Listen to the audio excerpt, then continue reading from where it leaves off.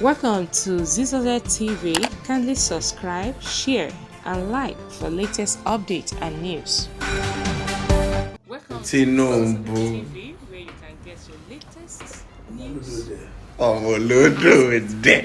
Tinubu. I might be 3 weeks. Okay, time for one breaking news. Breaking news. Breaking news. PMS. FX. Power. In commented at a young bàbá mi. Ẹ̀mí ẹ̀ máa gùn. Gbogbo ẹni tó ní ò ní dúró ṣe. Ọmọ máa kú lẹ́yọ kọ̀ọ̀kan báyìí. Ọ̀nà rèé.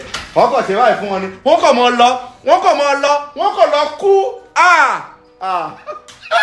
Tinubu ìwọ ló ní fídíò yìí o. Olórí burúkú Báwà kò ní wọnú ẹ̀. Olórí burúkú Emefiele kò ní wọnú ẹ̀. Fídíò tí wọ́n ọ̀tọ̀ ni ogun ló máa pa wọ́n. Bọ́ ìwọ bàbá mi gbogbo ẹni tó bá máa yọ ẹlẹ́sẹ̀ sílẹ̀ lẹ́yọ kọ̀ọ̀kan báyìí ni wọ́n mọ̀ yọ wọ́n bí ọwọ́.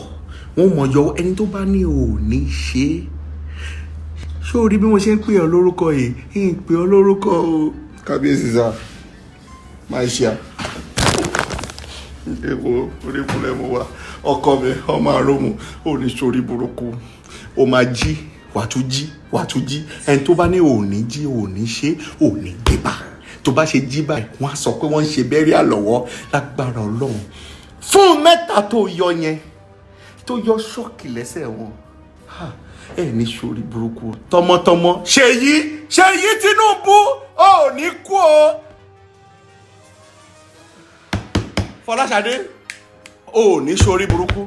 Rẹ̀mí pílà ẹ ní kú. Màmá èmi ò rúro fún tẹ́ ẹ ṣe yìí tẹ́ ẹ fẹ́ kó tálí.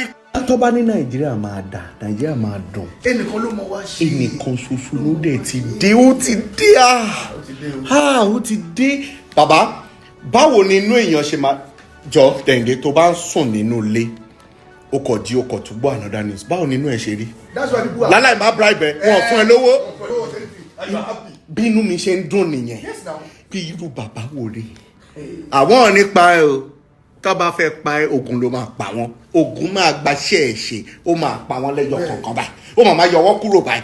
Tó bá jẹ́ni tó wà nù kàbáàlì ẹ tó o fẹ́ fún lóúnjẹ jẹ òun náà ló fẹ́ yọ ẹ lẹ́sẹ̀. Àràkọ̀ máa bẹ́ẹ̀ sánpá píọ́m akọ̀ máa rí ọ máa gbé sí ìta báyìí ìtanú Aso Rock lẹ́tì máa láṣìírí ẹ̀ kó o ní sórí ire bí ìfẹ́ ṣe pé ò ní sórí burúkú bàbá mi ò ní sórí burúkú. Èmi ò fẹ́ kankan àní pé ẹ jẹ́ kínú tálíkà dùn ẹ̀yin ẹ jẹ́ kínú